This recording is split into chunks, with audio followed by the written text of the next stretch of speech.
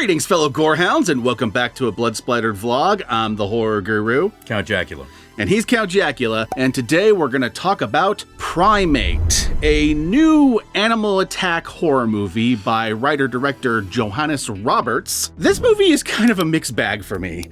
Like, on one hand, the movie has really awesome practical effects at times, because there are also times where the effects are kind of bad. Kind of bad, yeah. In particular, the actual killer monkey in this movie looks terrible. Yeah.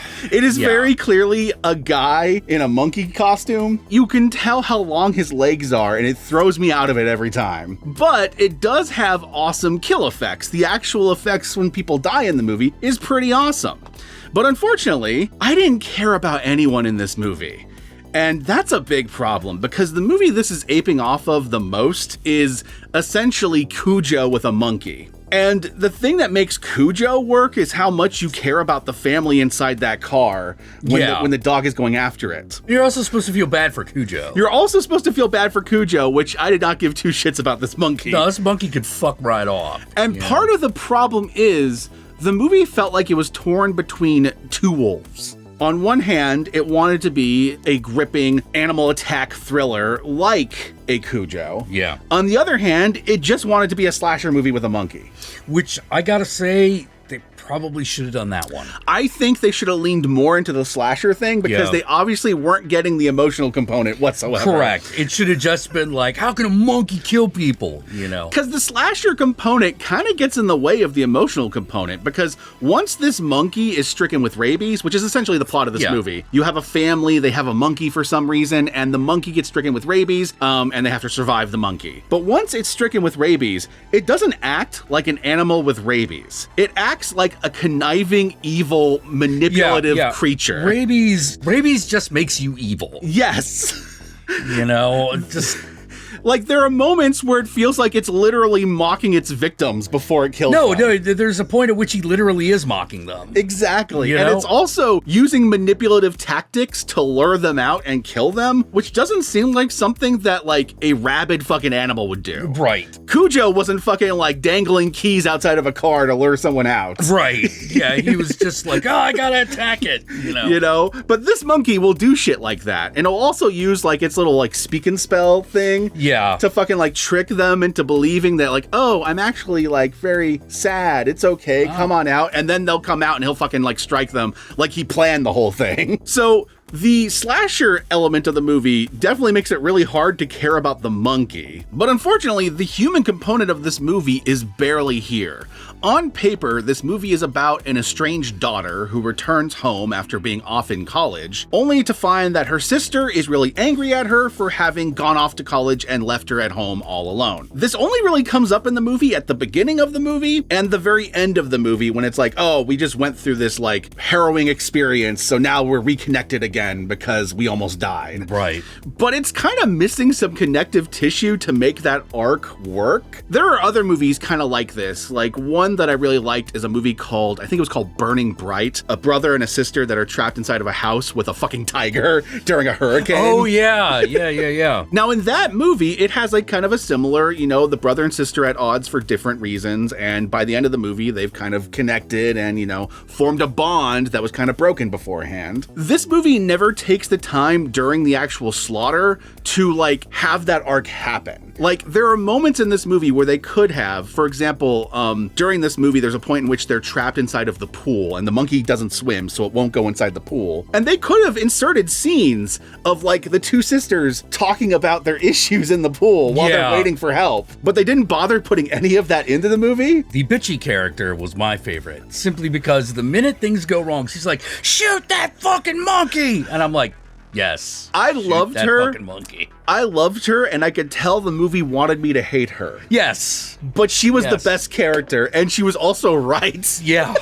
Yeah. A movie will often do that thing by having the asshole be the one who's like, well, that was the right move, actually. Yeah. They were kind of playing her off like she's supposed to be the character who's irritating because they're the one who says, kill the monkey, when it's the family monkey. But no, she's 100% spot on by the time she says that. Yeah, because also, I gotta tell you, this is like super rabies this monkey has. It does. Like, it gets bitten and goes rabid in a matter of hours. That's another component to this movie. The actual, like, logic of this movie kept taking me out of it too. Yeah. Okay, so they have this monkey because their mom was a research scientist and used the monkey for her research. Okay, fine. Why doesn't the monkey have, like, a rabies shot at the bare minimum? Yeah. If they're going to be keeping it in their house? They give this throwaway line that's supposed to justify it by saying there's no rabies in Hawaii where this movie takes place.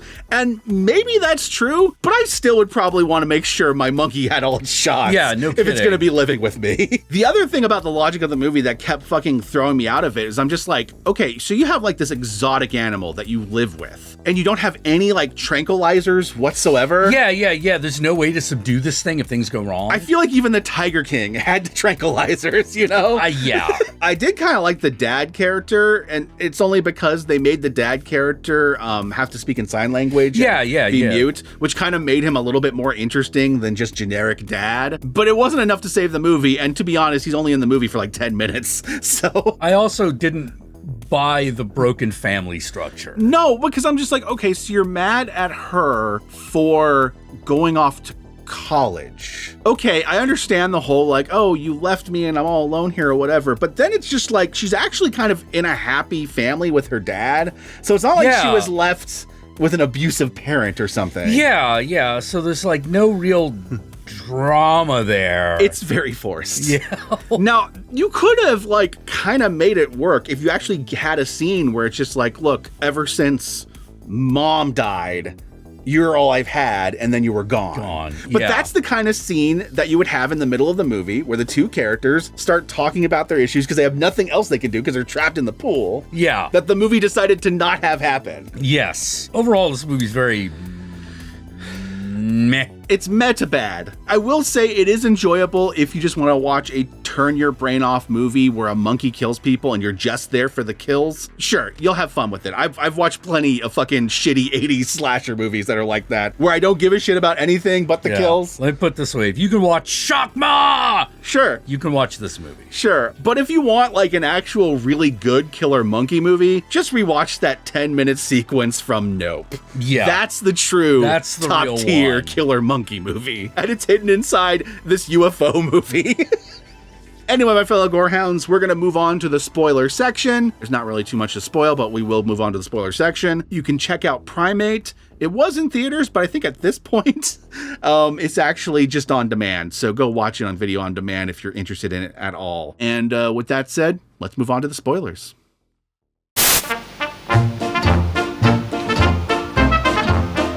Everyone except the family dies in this. And it's actually kind of funny because I kept thinking at the end of the movie when it's like, oh, it's a happy ending because the family lived and they reconnected. But I'm also sitting there going like, yeah, but like all of the sisters' friends are dead, number one.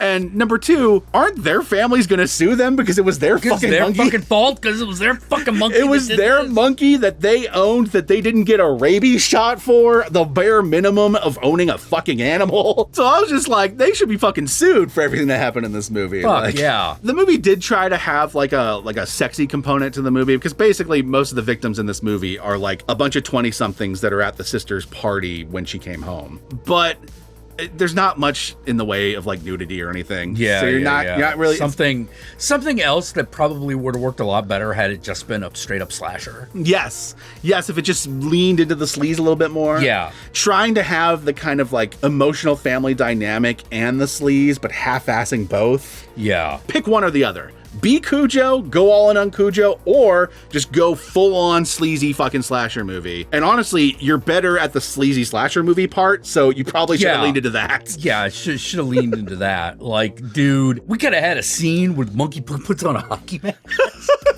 That would have been hilarious. I did fucking love the scene when the two douchebags showed up. Oh, that was good. There's a subplot in this movie. Forgotten about that. Where the friend that the movie really wants us to hate, but we kind of loved, sees two guys on the plane on the way in and gets their numbers. Later, they kind of like dare their friend to call them up and say, hey, come come to our party, we'll fuck you. Yeah. And so these two douchebags show up at the fucking house, and the monkey just kills them one by one. But it has my favorite kill in the movie, which is when the monkey fucking goes after the one guy laying in the bed. Oh, yeah. When the monkey almost rapes that dude. Yes, you know? yes. Like, but that was the scene where I was sitting there going like, this isn't just a rabid monkey. This monkey is conniving. yeah. Because the monkey is clearly fucking with the guy before it fucking rips his jaw off. Yeah. The movie's also got a lot of you died because you're stupid. Yes. There's a whole lot of like, oh, let's try to get the phone inside the house. No, don't try to do anything inside the house. Get as far away from the house as possible and then track someone down to fucking call the police for you. Don't try to get the phone in the house. The monkey's in the fucking house, you know? In the movie Burning Bright, they had a built-in reason why they couldn't do that, and that's because in that movie there was a hurricane outside. Right. This movie doesn't really have that excuse. It only has a whole bunch of characters just not running away when they should run away. Yeah. Multiple times. The bitchy character that we're all supposed to hate, when she dies after doing the smartest thing in the entire movie and just saying fuck it to everything and running straight for the car. Yeah. But she can't get the car to start because she gets into the wrong car and she does not have the keys. And the monkey shows up dangling the keys to try to lure her out of the car. So this is just an evil fucking monkey. I had high hopes for it because I had seen some hype about the cool practical effects in the movie, and to be fair, there is some that's really cool. Oh, yeah. But the moment I saw the monkey for the first time, I'm like, oh no. Not all practical effects are created equal, my friends. It was one of those things that, like I said, I could have let go of if the rest of the movie had been better. If the movie was more overtly sleazy, yeah, and just kind of leaned into that, then I would have just been like, all right, this is the kind of movie it is. Is this not the lesson the Piranha 3D taught us? Yes. You know, if you're gonna make this movie, make this movie. All I'm saying is this needed to be a little bit more Slaughterhouse. Yes, that was the movie I was thinking of. And maybe it would have worked, because even Slaughterhouse, I feel like the effects in that movie look better than this movie. I don't know if I'd go that far, but they mattered. They detracted from the quality of the movie less. The tone of the movie makes it work, right? Yeah, the tone of the movie makes it work because it's about a killer sloth. Yes, and it is a joke that the sloth is a mean girl in the movie. Yes. If I'm generous, it's like a 5 out of 10, but it's probably more like a 4, to be honest. Yeah. And with that said, my fellow Gorehounds, where can they find you, Count Jackula? Well, you can find me here on YouTube on my channel, Count Jackula, where I stream pretty much every weeknight. You should come down, you should watch it, and you should donate on the stream because we're broke. And we don't like being broke. And you don't want us to be broke because if we continue to be broke, we're not going to be able to do much of a show anymore. True. That is a problem. Yeah. Y'all know me. I'm the Horror Guru. You can find me at the Horror Guru on various social media platforms, but these days I primarily use Blue Sky, so follow me on there. Be sure to like, comment, and subscribe, and don't forget to ring that notification bell so you're notified of my videos immediately upon their upload. And if you'd like to help out either of us more directly, be sure to check out our Patreon pages. And like Jack just said, we're broke. We could use the donations, so check it out. Even $1 a month can go a long way, but you can certainly donate more. If you made it this far into the video, then I want you to comment below, and be sure to comment below using the hashtag Shockma. Shockma! The title of another really bad killer ape movie, Shockma. Ask for it by name. A movie that's only as good as its trailer. And by that I mean the trailer's the only good part of the movie. The best part of the movie. The rest of the movie is not good. Shockma is probably worse than this, actually, but...